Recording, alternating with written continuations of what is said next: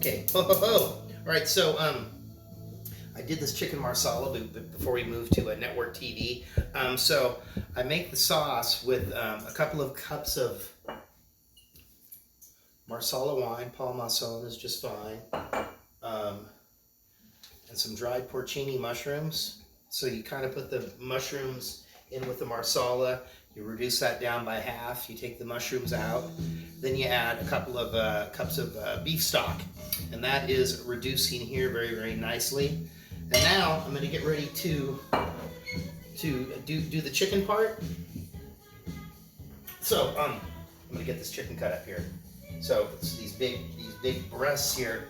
So I don't know if you can see that, but if you get your chicken breasts, let's see if the camera person can get in there a little. If you just kind of cut it like this at the bias, you'll get some good slices out of there, and then you don't have to pound it out. These are huge. And then I'm going to get these cut up, and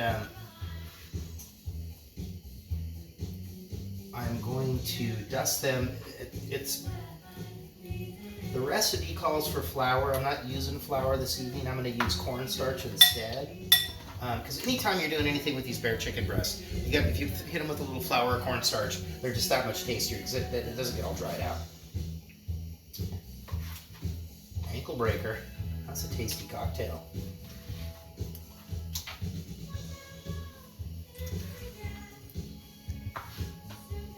All right, why don't we go ahead and just move it like this. Gas!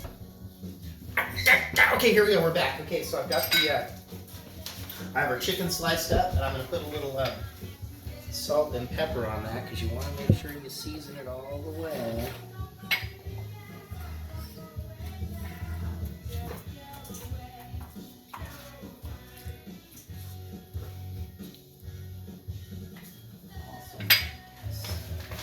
And I've got the pan. I got the pan heating up here. These hold the heat really, really well.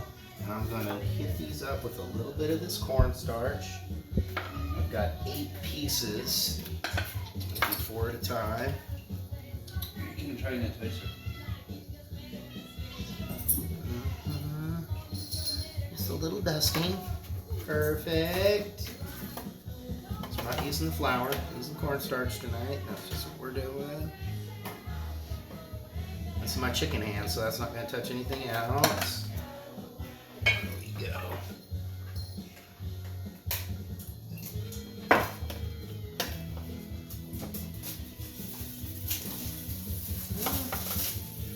I'm going to be able to get all 8 of these in there at the same time. All right, so there you go. I'm about halfway there. I'm going to finish this up, and then I'm going to take this chicken out when it's done. I'm going to put it on this plate, and I'm going to stick it in the microwave so it will stay warm, and then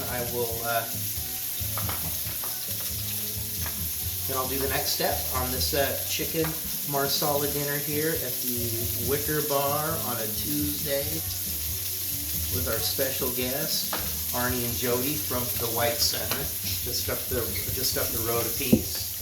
Nothing to be ashamed of. Oh, look at that. First time. Figure I'm gonna love that up. Okay, boom. There we go. We're gonna do this, and we're gonna be back. You're on. Okay, here we go. I think we're getting ready to see if we can get in there. This pan is getting hot. That one wasn't too good. Okay, we're getting better. All right, there we go.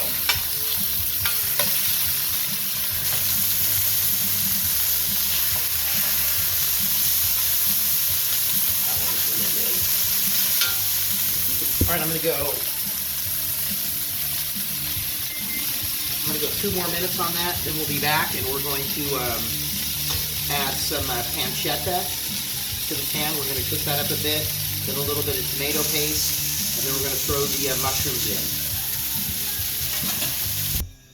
All right, here we go. So we have some pancetta. I don't know, that was a couple of slices that I diced up.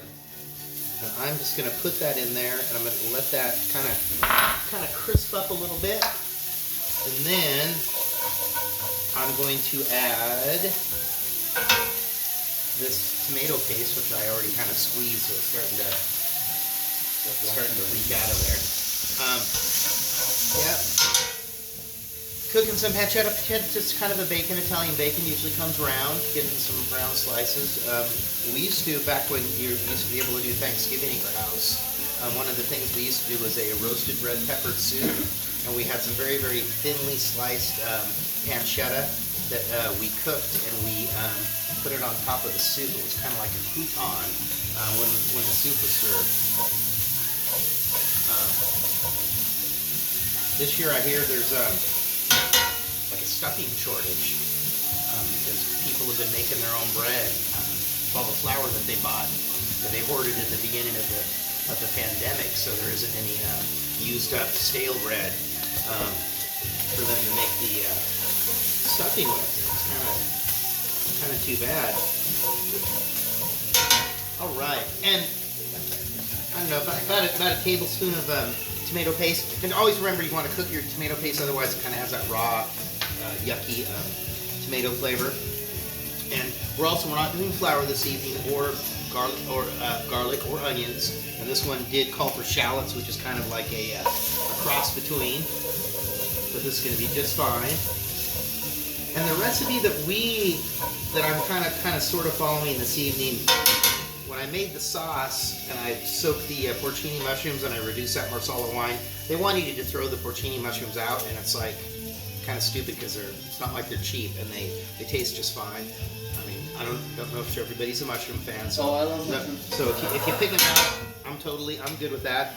So we just have these aren't even cremini, just regular old white button mushrooms. Right. There we go. We're gonna let these cook down. Ooh.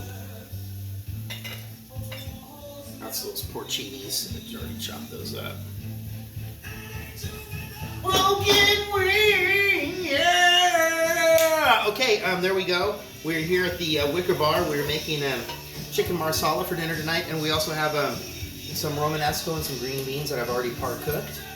I'm going to throw those in there, and we're doing the polenta cakes outside on the barbecue grill. Just thought I'd get a little bit of extra texture on there, and why not? It's covered now. It doesn't get rainy out there, and you can, look at the trees and the birds and whatnot. Okay, we'll be back. Damn, okay, I'm sorry. I cheated you on the cooking of the mushrooms, but there is the mushrooms that I added to the pancetta and the tomato paste and the scrapings from cooking that chicken. So I cooked those mushrooms down, and then I poured the sauce in there, and I'm just going to let this heat through. I sliced up some tomatoes. We have our dreaded Costco pesto. We're getting down there. It's delicious. I know, a lot of people, I get a lot of... Can I see it? Whoa.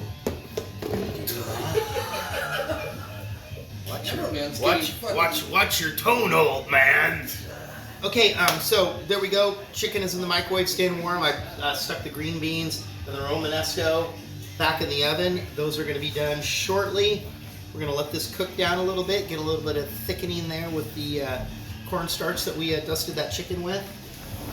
And I guess we're going to be ready. I'm not really sure what happened there. Garlic. Oh. We don't have to put garlic on the wine. It's fine. Okay, thank you very much. We're gonna hit this. I'm not really sure. All of a sudden, it's like I'm knocked off my cloud. So there you go, Lane. Now I'm gonna have to start from scratch. Now I have 0 subscribers. 0. You know how many cocktails I've made since fucking March? That's a lot of fucking. Just count the days, even if you're going percentage-wise. 20 days out of a month. 8 months, 160 fucking cocktails, every one of them different. Think about that. Okay, thank you. We'll be back. All right, here we go. So, there is the polenta. I made the cakes are a little bit thicker than I wanted them to be, but the other pan was going to make them too thin. So I brushed them with some olive oil, and I have I've got our grills ready to go.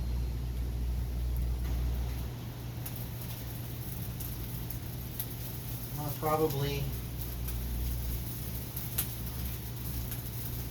I don't know. We'll see.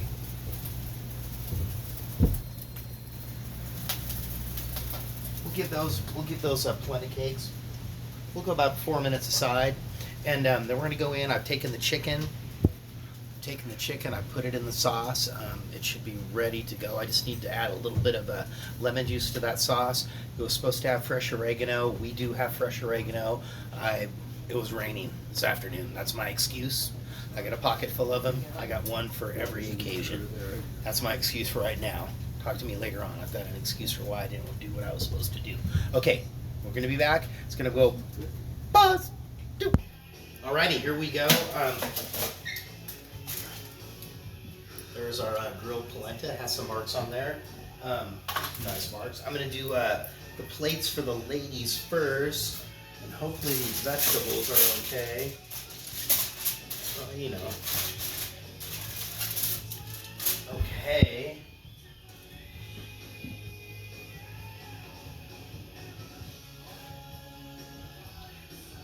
Whoa.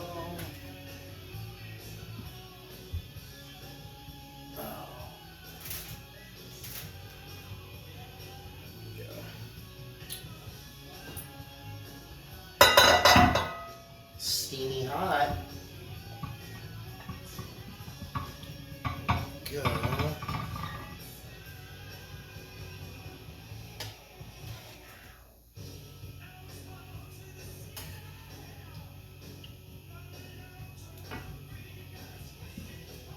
Green beans. The sauce. Well, obviously I didn't use any thickener in there, so. There's that one, and then we have our just simply some sliced tomatoes.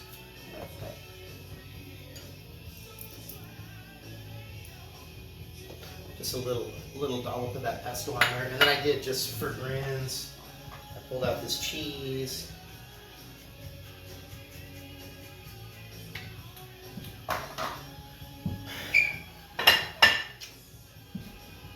So sloppy. Come on, Blaine. Jesus Christ, you have company. So here we go. That is our chicken marsala, some grilled polenta cakes, roasted green beans, roasted romanesco, just lightly seasoned with just a little bit of salt and olive oil, and a little sliced tomato salad with a little bit of Costco pesto on there. Thank you very much. Peace out from the Wicker Bar. I don't know, maybe we'll show you those calzones I made later on. We'll see. Yeah. We'll hit the pause on there. I think they're gonna be tasty. We've got that can of whipped cream too. Aw. Which was chicken scratch. I mean, there's a waitress over here like taking them over. But they would find me in the brown sugar bin. Not literally in, but like fish balls and brown sugar. Are we there? Look at that. Those are our beautiful. fruit calzones, some mascarpone cheese, some raspberries, blackberries, a little bit of sugar, and some vanilla. I put 2 plates out. These are going to be whip-ass hot. If you think you want to eat a whole one, I'll give you a whole one. If you want to share one with your... We'll share one. Okay. Those are big. I didn't realize they would get that big. They look smaller when you have them. It did look small. So there we go. And then we got this can of whipped cream we're going to bring to the table just... And you can always take one of these with you if you like when you leave, because they'll cool down a little bit. All right. There we go. Thank you. Thank you for the dinner. Thank you for joining us this evening. Kind of a long, drawn-out evening here at the Wicker Bar. We had a cocktail, ankle breaker. We had some chicken marsala, tasty dinner. Now we're going to indulge in these fruit calzones. I did cook them in the oven. I did not hook up the Rocco box up there just because it's a little too cold. I didn't want to get outside. But peace out. We'll see you tomorrow night.